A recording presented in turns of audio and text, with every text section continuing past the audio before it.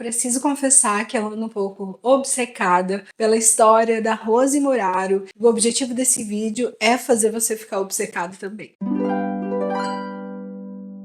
Bem, Rose Muraro é uma feminista brasileira, foi uma feminista brasileira que nasceu no ano de 1930 e faleceu em 2014. Rose Muraro deixou um legado, apesar de ela já não ser mais tão comentada hoje, especialmente como a gente comenta sobre outras feministas, como Eliette Safiotti, outras feministas da época, do que se convenciona chamar de feministas das antigas. A Heloísa Teixeira tem um livro no qual ela traz textos dessas mulheres que meio que construíram o feminismo numa época em que tudo era mato, em que essas coisas, essas discussões estavam chegando por aqui. Rose Muraro foi uma dessas mulheres, apesar de hoje já não ser tão lembrada, e por isso é fundamental falar dessa mulher que é tão importante para o feminismo no Brasil. Bem, pessoal, tudo bem com vocês? Eu sou Maísa Barbosa, esse é o canal Trama Literária, e se você está chegando por aqui agora, aproveita para se inscrever, curtir o canal, compartilhar com quem gosta de feminismo, e se você já acompanha o trabalho aqui do Trama Literária, a gente tem uma área de membros com valor de R$ 2,99, um valor bem simbólico, tranquilinho para você pagar mensalmente, mas que aqui para o canal é fundamental para a gente manter as nossas atividades. Então, bem, vamos lá. A Rose Muraro, ela é uma mulher muito importante. Eu sempre soube que ela era uma feminista muito importante, mas preciso confessar que até agora eu não tinha lido nenhum texto da Rose Muraro e não tinha muita informação sobre a vida dela. Apesar de saber que ela foi uma mulher muito ativa politicamente, eu não tinha mais grandes informações além disso. E aí eu fui, até porque o objetivo de hoje é falar da nossa próxima leitura feminista aqui do canal, que é Os 6 Meses em que Fui Homem, da Rose Muraro. E aí, programando essa leitura e pensando e planejando, eu fui me preparar para fazer um vídeo apresentando a autora, falar um pouquinho sobre ela. E aí, aquele processo de quando mais você vê sobre a história da pessoa, mais você descobre por que ela foi tão importante. E a Rose Muraro, ela me deu muito essa sensação, assim, de por que essa mulher, ela não é lembrada até hoje, por que a gente não tá falando mais sobre ela, porque ela tem uma história muito incrível, uma história muito pessoal, muito incrível, e uma história pessoal que se vincula diretamente à sua vida feminista, à sua vida militante, à sua vida política, enfim, etc, etc, etc. Aliás, eu vou deixar o link aqui na descrição de um filme/documentário sobre a Rose Muraro, que tem uma série de entrevistas com ela e que conta uma história da vida dela e que mostra, assim, por que ela é tão fascinante. Primeiro que ela é chamada, ou ela meio que se chama e é chamada de mulher do impossível, porque como ela diz, a vida tá tentando matar ela desde que ela nasceu. Então, quando ela tem 3 anos, ela tem uma espécie de doença autoimune que prejudica muito a saúde dela e que faz com que ela meio que precisa reaprender a andar, e aí ela vai tendo uma série de consequências depois para a saúde e outros problemas de saúde. O fato de ter uma deficiência visual muito avançada, ser quase cega, e que exige que ela precisa, como ela vai dizer, ela fala uma coisa muito bonita sobre isso, ela precisa se voltar para o mundo de dentro, porque se ela não se volta para o mundo de dentro, ela não tem lugar, porque nem sempre ela vai conseguir fazer, pela ausência de visão, pela dificuldade de visão, nem sempre ela vai conseguir fazer essa ponte com o mundo externo. Então ela precisa ter uma ponte com o mundo de dentro. Inclusive ela fala pro repórter alguma coisa de: quando você tá ali arrumando essa câmera, eu não tô te vendo. Então, se eu não tô te ouvindo, é como se você, de repente, meio que não existisse nesse espaço. E aí eu preciso de um espaço para eu estar. E aí esse espaço precisa ser o de dentro. Além disso, tem o fato de que a Rose era uma mulher extremamente religiosa. Aliás, essa questão espiritual, para além da religiosidade, é uma coisa que se mantém na vida dela, assim.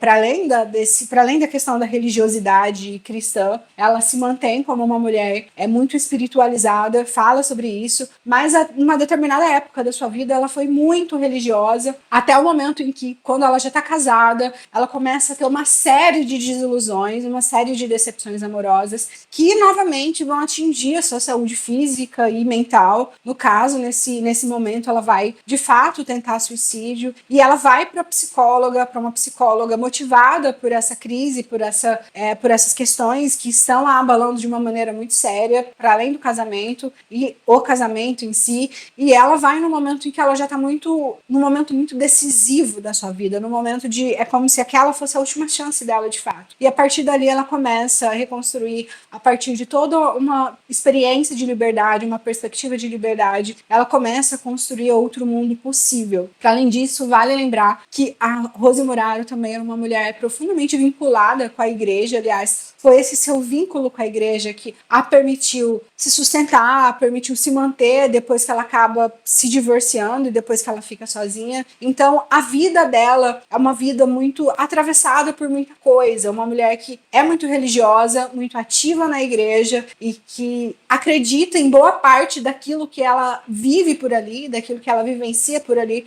mas que ao mesmo tempo, em determinado momento, ela já começa a perceber as limitações daquele discurso, então é como se ela estivesse sempre numa corda bamba. E isso também para os outros vai ser uma corda bamba, porque quando ela começa a dar entrevistas, quando ela começa a se tornar uma figura mais ativa, quando ela começa a se apresentar de uma forma mais insistente nos lugares, e que ali no auge da ditadura militar, e que começam a perceber a se indagar se ela é uma pessoa a ser perseguida ou não, se ela é uma subversiva ou não, a dúvida das pessoas é justamente isso. E não dá para mapear se a Rose ela é de direita, se ela é de esquerda, se ela é uma dona de casa, se ela é uma feminista, se ela fala das questões das mulheres, ou se ela é uma pessoa que está preocupada com política. Mas como ela diz também muito belamente, ela vai ser uma pessoa extremamente subversiva e que em determinado momento ali da vida, de fato, apesar dela estar vinculada à igreja, dela estar frequentando a igreja, dela estar fazendo as ações que ela fazia e que eram coisas que ela acreditava, não era uma coisa que ela fazia de modo hipócrita, ao mesmo tempo ela já estava se vinculando com muitas outras coisas que também a mobilizavam, também eram importantes para ela, e daí vai começar a sua história com o feminismo. Acho que um outro aspecto muito bonito da história da Rose Muraro é o fato de que todas as dificuldades físicas que ela teve, e eram muitas, para além das dificuldades de vida mesmo, de ser uma mulher casada nos anos 50, nos anos 60, para além de todas essas dificuldades, ela produziu intensamente, ela tem mais de 40 obras publicadas, mas, como ela gosta de dizer também na entrevista, mais de 2 milhões de cópias vendidas. Então, assim, é uma mulher com uma produção ativa, com uma produção que circula em sua época, que circula no seu tempo, que precisa ser mais lembrada, especialmente porque, mesmo com toda essa história de vida extremamente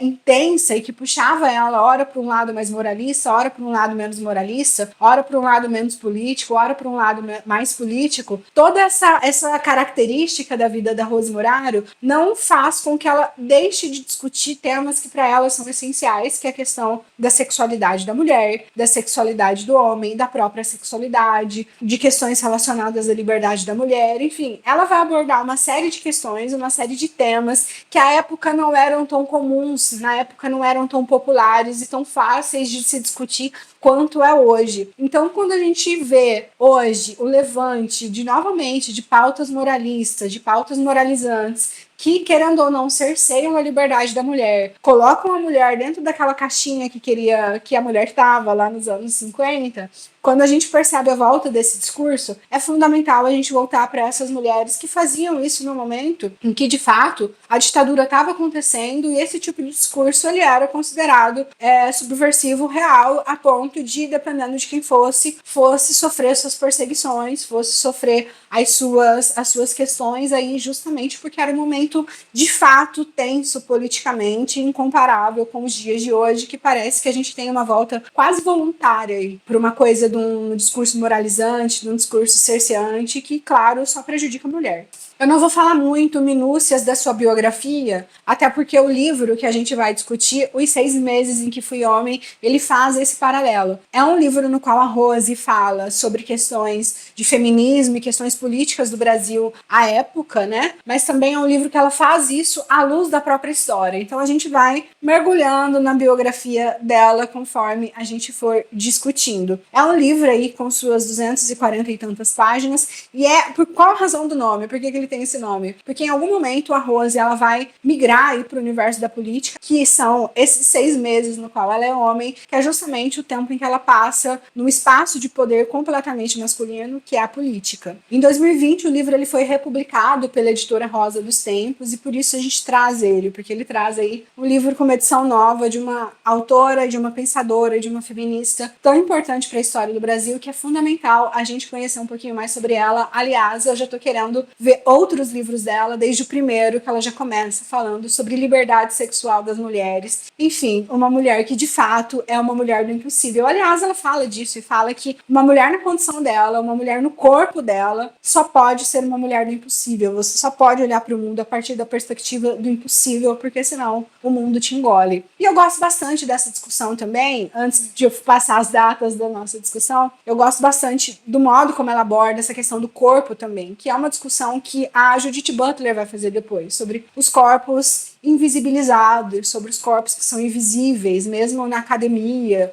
mesmo em espaços que não são necessariamente espaços centrados no corpo. Essa questão da limitação do espaço, da limitação física, ela de fato é uma coisa presente. E é uma outra coisa que a Rose Muraro também discutia muito à sua época, que já era um tema relevante para ela, porque de alguma maneira era também a história de vida dela. Então a gente vai conhecer mais dessa mulher, conheceremos mais sobre ela. Assistam o filme que está aqui na descrição, que é lindíssimo, assim, é muito poético. É uma obra muito bem feita e que consegue resgatar muito e apresentar muito da história dessa mulher tão importante. Bem, o livro tem só 240 e tantas páginas e ele tem 5 partes. A gente vai discutir em 3 semanas consecutivas a partir do dia 28 de março. A gente discute o primeiro capítulo, a primeira parte, no dia 28 de março, a segunda e terceira parte no dia 4 de abril, e a quarta e quinta últimas partes a gente discute no dia 11 de abril. Eu vou deixar o cronograma melhor desenhado aqui embaixo, mas são essas as datas da nossa discussão, no dia 28, no dia 4 e no dia 11. E para acompanhar, me segue no Instagram também, que eu sempre acabo deixando os cronogramas e as discussões com uma agenda mais clara por lá, que fica mais fácil de acompanhar. Espero vocês, estou ansiosa para discutir Rose Muraro e até mais!